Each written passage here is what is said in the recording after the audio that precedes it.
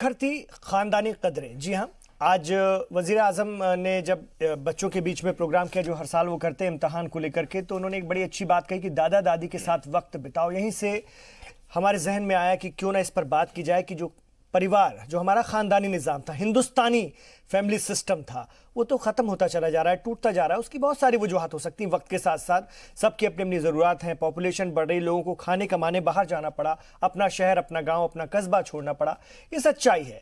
लेकिन अब इसके बावजूद भी हम अपनी ज़िंदगी को कैसे बेहतर बना सकें, अपने बच्चों को बेहतर समाज और अच्छा मुस्तकबिल दे सके, इस पर भी हमें सोचना पड़ेगा। यहीं से रास्ते भी निकालने पड़ेंगे।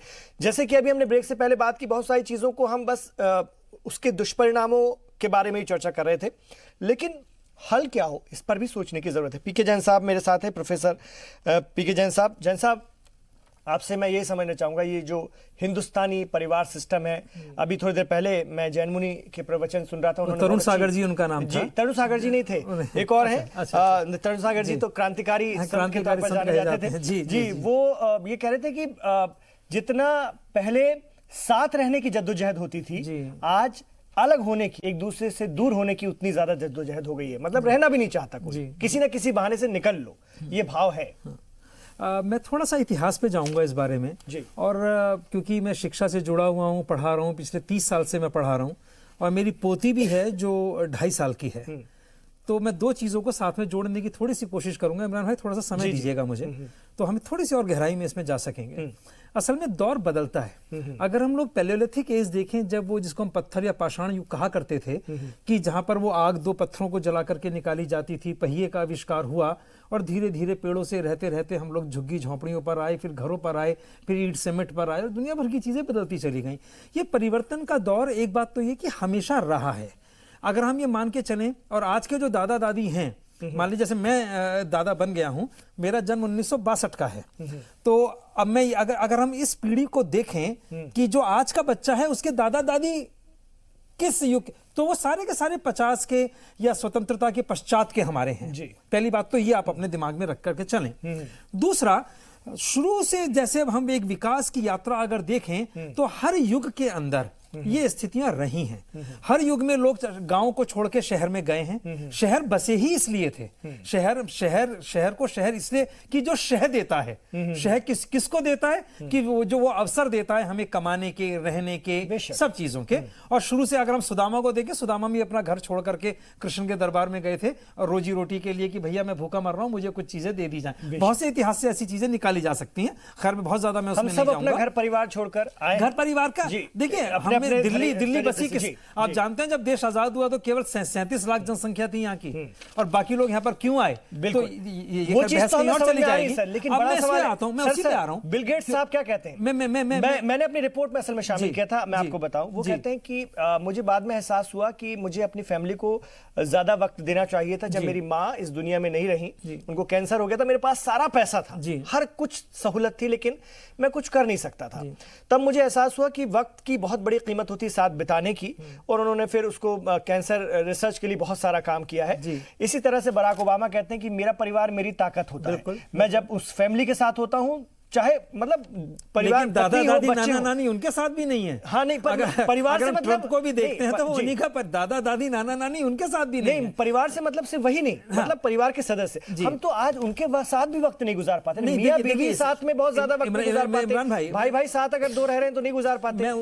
ये भी रजनीकांत साहब को भी मैं सुनवा रहा था, वो कहते हैं कि मेरी सक्सेस का बड़ा आधार मेरा परिवार है। जब मैं नाकामयाब होता था उनके साथ बैठता था, वही मेरी ताकत बनती। नहीं, देखिए इसके ना तीन, एक तो वैश्विक कारण है, एक आर्थिक कारण है, और एक सामाजिक कारण है। ये सारी स्थितियां एक विकास के दौर की, ये चीज हमको भुगतना पड़ता है, याद रखिएगा। ज्यों-ज्यों हमारा विकास होता है तो कुछ कुछ चीजें हमें छोड़नी भी पड़ती हैं, तो ये चीजें एक तरीके से हमने छोड़ी हैं, पहली बात। अब कंप्यूटर का समय कितना मानते हैं आप? हिंदुस्तान के अंदर 25-30 साल। अब ये शैशव काल है। व्हाट्सएप का काल कितना है? 10 से 15 साल। ये अभी शिशु काल के अंदर है। अब हम लोग ये भी देख रहे हैं कि जहां तहां हम लोग देख रहे हैं कि जो लोग सड़कों पे निकल आते हैं, जो नाटक देखने के लिए लोग जाते हैं, जो सांस्कृतिक कार्यक्रम देखने के लिए जाते हैं, वो लोग इन चीजों से थक चुके हैं। आप एक जर्नलाइज इसको मत करिए। जो मेरा कहना है कि इसको जर्नलाइज मत करिए। देखिए, अवसाद, जिसको कि हम ये कहते हैं कि एक ट्रॉमा के अंदर बच्चा चला जाता है, बच्चा डिप्रेशन में चला जाता है, ये स्थितियां पहले भी थी, ये स्थितियां पहले पहले भी थी, हाँ अब बढ़ गई हैं। दूसरा, जो एकल परिवार की आप बात कर रहे हैं, देखिए भावनाएं कभी समाप्त नहीं होती। जो स्थायी भाव हमारे मन के अंदर होता है, 9 स्थायी भाव जिससे नवरस पैदा होते हैं, वो हमेशा से हर युग में रहे हैं। बच्चा जानता है कि ये मेरे दादा दादी हैं, हाँ वो उनके पास बैठ नहीं पा रहा। इसका रीजन शैक्षिक भी है कि शिक्षा का इतना दबाव उसके ऊपर है, इतना होमवर्क, उसको इतना काम दिया, इतना प्रोजेक्ट्स दिए जा रहे हैं कि उसके पास समय नहीं है बैठने का। और जब भी वो समय वो 2 घंटे का समय, मेरा ये मानना है, वो 15 मिनट में या 10 मिनट में, जैसे हम लोग अपने बच्चों को, जब हम लोग एक्टिविटीज दिया करते थे जिस भी एजुकेशन इंस्टीट्यूशन में, जब मैं दून स्कूल में था या मॉडर्न स्कूल में, तो वहां जब हम बच्चों को जब हम पढ़ाते हैं और उनको ये होमवर्क दिया जाता है कि आप दादा दादी के साथ बैठकर उनसे बातचीत करें, उनके जीवन की कोई घटना को लिख करके लाएं या कक्षा में सुनाएं या उसको प्रेजेंट करें। लेकिन बड़ी एक आश्चर्य की इमरान बात यह है कि जो दादा दादी हैं वो भी तो 60-70 के बाद के हैं। अब आप देखिए, आप इस चीज को समझ नहीं रहे हैं। हम लोग अब वो दादी जो है वो आज एक फ्रॉक पहन के हाथ में प्याला लेकर के क्लबों में जाती है। अब वो दादी क्या, उसको हमारी दादी का जन्म हुआ है 1927 में, 30 में, 40 में, लेकिन आज के बच्चे की दादी का जन्म कब हुआ है हमें ये देखना पड़ेगा। वो दादी आजकल पाई जाती है चेम्सफोर्ड क्लब के अंदर। वो अपनी दादी को डांस करते हुए देखता है, अपनी दादी को टीवी के सामने वो देखता है, अपनी दादी के हाथ में वो मोबाइल और कंप्यूटर और लैपटॉप देखता है। आप ये समझ क्यों नहीं रहे हैं इस बात को?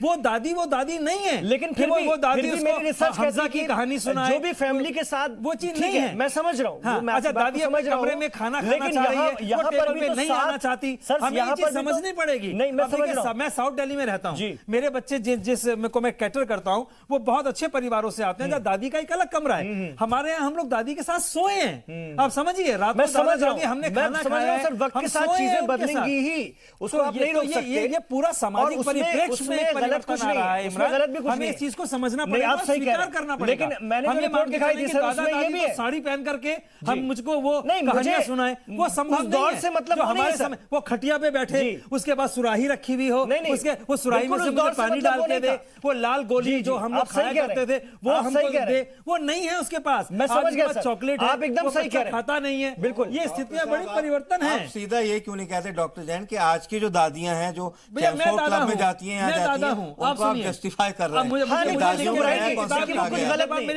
देखिए वो कुछ भी गलत नहीं है, वो कुछ गलत भी नहीं है, मुझे काम करना है। ठीक है, बिल्कुल सर, आप समझ रहे हैं, बिल्कुल आज कुछ भी गलत नहीं है, वो तो वक्त के साथ साथ चीजें बदलेंगी ही। हम अलग अलग चीजों में, मैं समझ रहा हूँ, 2020 का बच्चा, मैं समझ यहाँ सवाल 1940 हमारी चर्चा सर उसमें नहीं है, हमें बिल्कुल मेरी चर्चा डॉक्टर प्रिया सर, नहीं बिल्कुल मैं समझ गया सर। डॉक्टर प्रिया बाल करती है, डॉक्टर प्रिया 40 साल की लगना चाहती है, बेशक 80 साल की नहीं लगती हो, बेशक सर। डॉक्टर प्रिया ऐसी मेमोरीज भी तो बना और मैं उसको पढ़ा रहा हूँ निराला, मैं उसको महादेवी वर्मा पढ़ाता हूँ। बड़ा सवाल ये, मेरा बचपन की ये कदम का पेड़ अगर होता यमुना तीरे, कौन माँ अपने बेटे को आज पेड़ पे चढ़ने देगी? बिल्कुल सही कह रहे हैं सर, आप प्ले में स्कूल में चले जाइए, बच्चों को डॉक्टर जैन मैं आ रहा हूँ आपके पास, पहले दादी ने सुनाई करी है हमारी, डॉक्टर प्रिया दादी नहीं हो सकती थी। बेशक डॉक्टर प्रिया, जो जैन साहब बात कह रहे हैं उसमें बिल्कुल सच्चाई है। चीजों को हम बदलने की बात तो कह ही नहीं रहे, समाज सबके साथ वक्त के साथ चलता है और वक्त के साथ चीजें बदलती भी रहती हैं, अपने हिसाब से ढलती रहती हैं।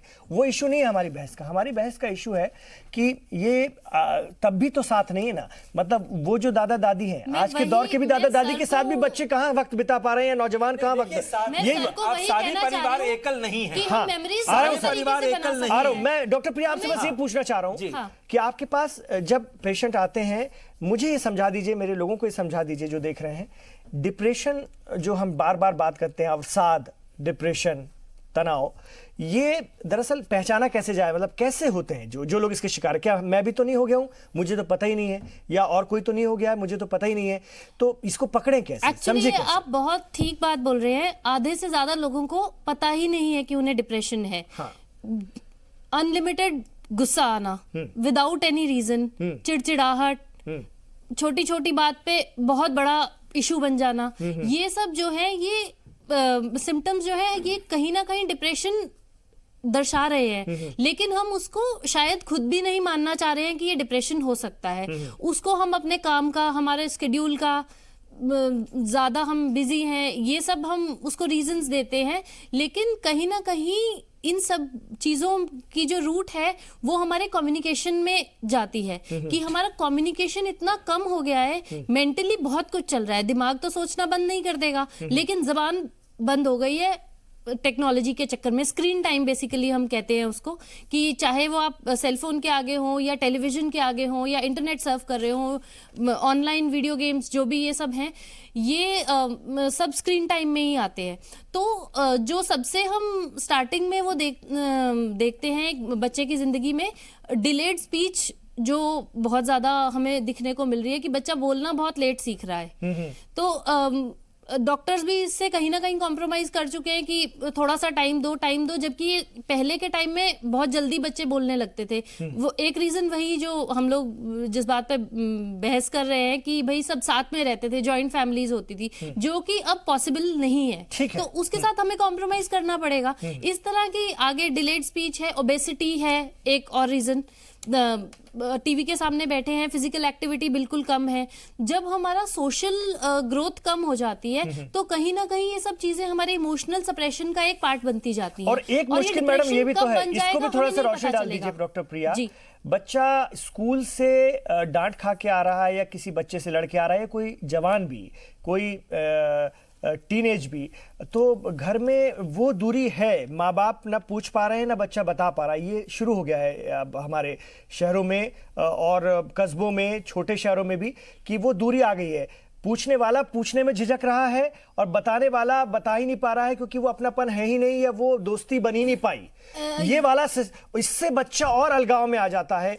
बहुत सारे टेलीविजन चैनल्स में अब हम देखते हैं क्राइम शो वगैरह आते हैं, उसमें बड़े क्राइम कर जाते हैं लोग, पता लग रहा है। छोटे शहरों के भी, सिर्फ दिल्ली, बंबई, कलकत्ता, मद्रास के नहीं, छोटे शहरों के लोग भी क्राइम कर जा रहे हैं और इसी वजह से कर जा रहे हैं।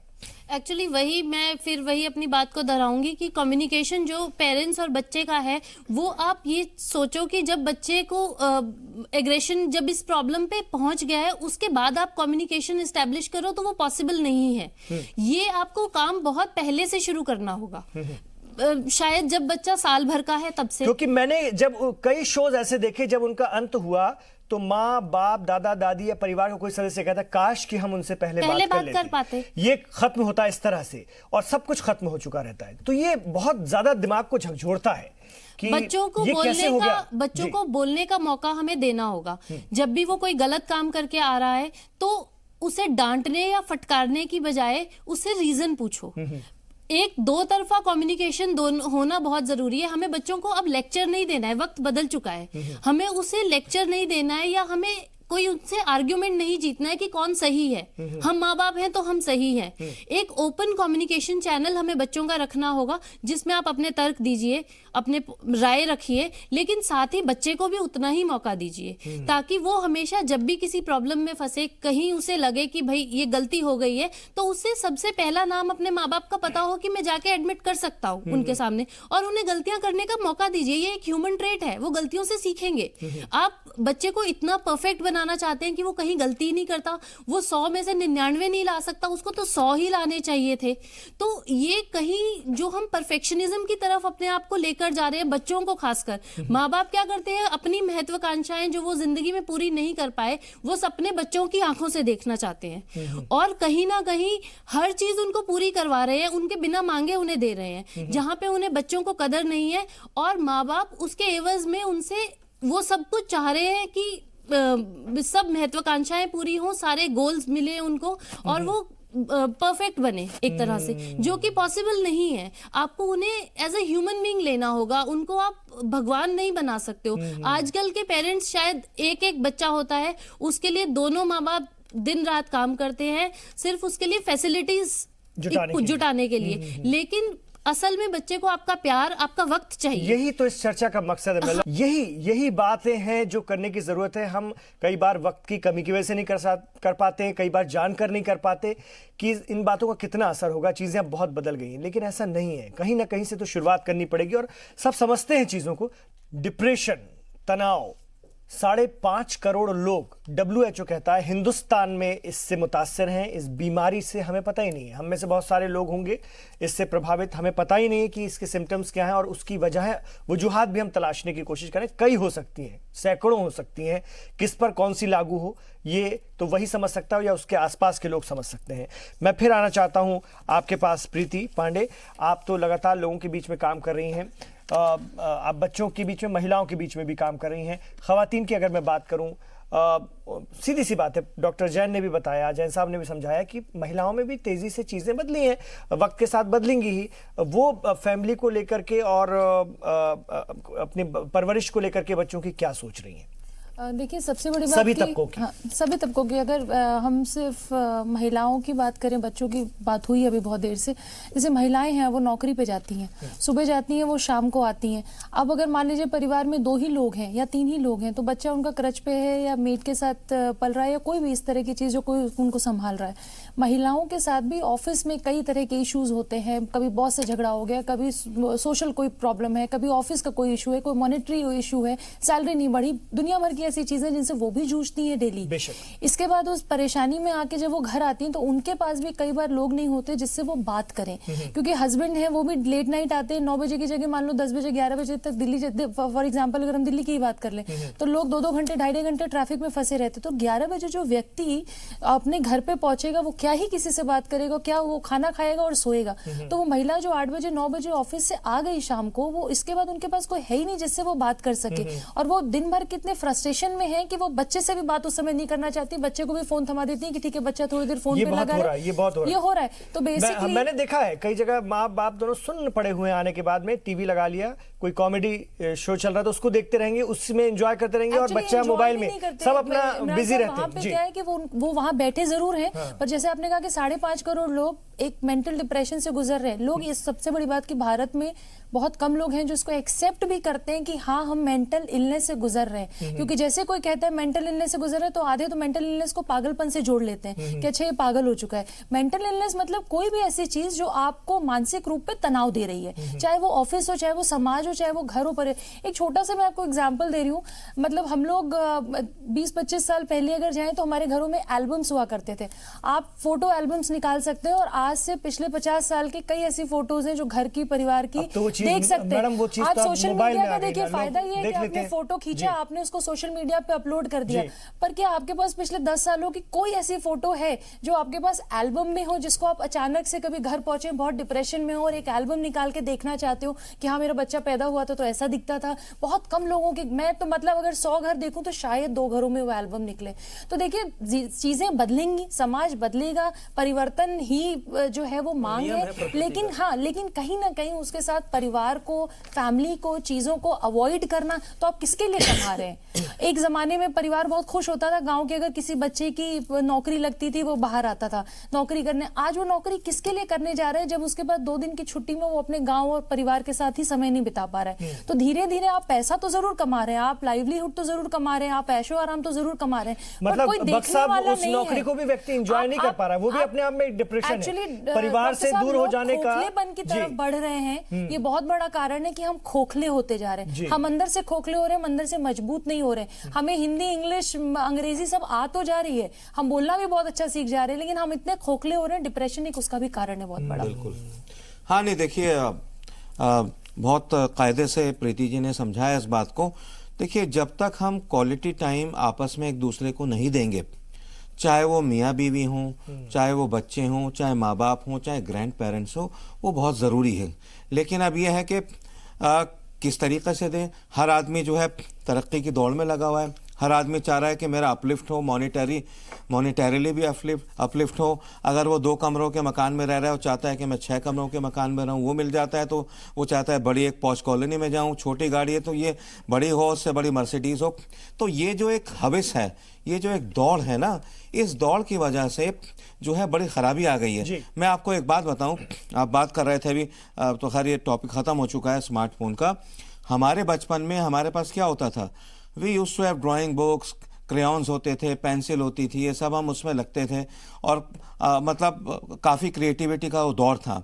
लिखने का भी अच्छा खासा था। हम तो तख्तियों पे हमने कलम से लिखा है, मुल्तानी मिट्टी लगा के लिखा है।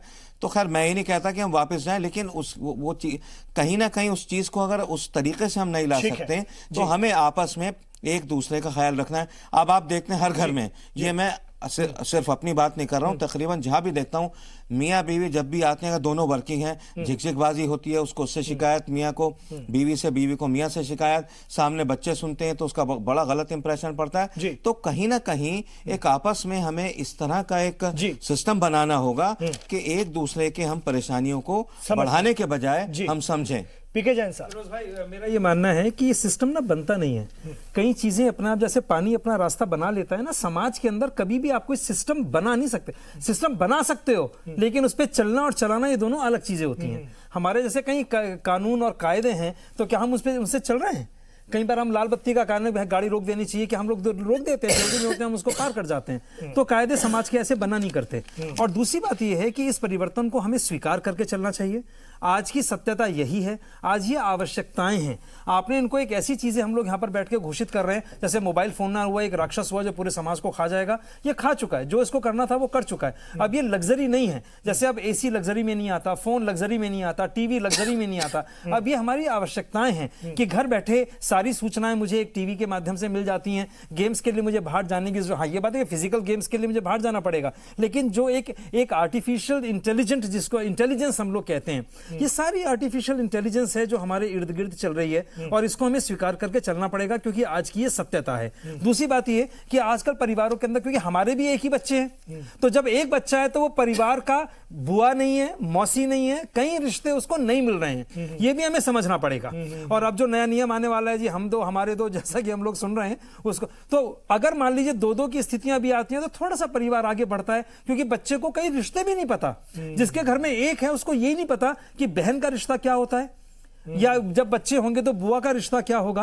तो ये कई समस्याएं हमारे सामने हैं। इसको एक चीज के, एक आर्टिफिशियल इंटेलिजेंस से जोड़ करके मत देखिए, अवसाद से जोड़ करके। अवसाद के बहुत से कारण हैं, बहुत से कारण। मैं रोज 2000 बच्चों से मिलता हूं, कई बच्चे अवसाद ग्रस्त हैं उसके अंदर, जिनको जब मैं पढ़ाता हूं, लेकिन हर एक का कारण अलग अलग है। उसको टेक्नोलॉजी का कारण आप मत बनाइए। टेक्नोलॉजी से हमें बहुत सुविधा भी मिली है। अगर मेरी बात आप तक पहुंच रही है तो इसका श्रेय टेक्नोलॉजी का भी है। ये आवाज जो, ये मेरा ध्वनि यंत्र यहां पर लगा हुआ है, ये चित्रपट जो आप देख रहे हैं, ये कैमरा जो आप देख रहे हैं, ये सारी इसी चीज की देन है। कोई शक नहीं। तो हमें इसको राक्षस ना मान के चलें, थोड़ा समय निकालें। वो तो बस हम सब उसका हिस्सा है। आज उसी की बदौलत हम 4 घंटे बैठ बात कर पा रहे हैं। अब हम आधे लेकिन हमें अपने आसपास जो तनाव की वजह है उसको तो तलाशना पड़ेगा, वो हमें निकालना पड़ेगा, काम करना पड़ेगा। हमें फेंकना नहीं है इन चीजों को। हम लोग चल नहीं सकते इनके बिना। गाड़ी को छोड़ दें, बैलगाड़ी ले आए क्या सर? ये बहुत शुक्रिया। ये संभव नहीं है, बिल्कुल नहीं संभव है। बहुत शुक्रिया, आप तमाम लोगों से बात हुई, इस पर हम और चर्चा करेंगे। मैं वादा करता हूं कि वक्त वक्त पर हम लोग बैठेंगे जी सलाम पर और इस तरह की बातें भी करते रहेंगे, सियासी मजहबी मुद्दों के अलावा भी। और अहमद सलमान साहब की 4 बातों से मैं खत्म करना चाहूंगा कि ये क्या कि सूरज पे घर बनाना और उस पे छांव तलाश करना, खड़े भी होना तो दलदलों पे, फिर अपने पांव तलाश करना, निकल के शहरों में आ भी जाना, चमकते ख्वाबों को साथ लेकर बुलंद बाला इमारतों में फिर अपना गांव तलाश करना।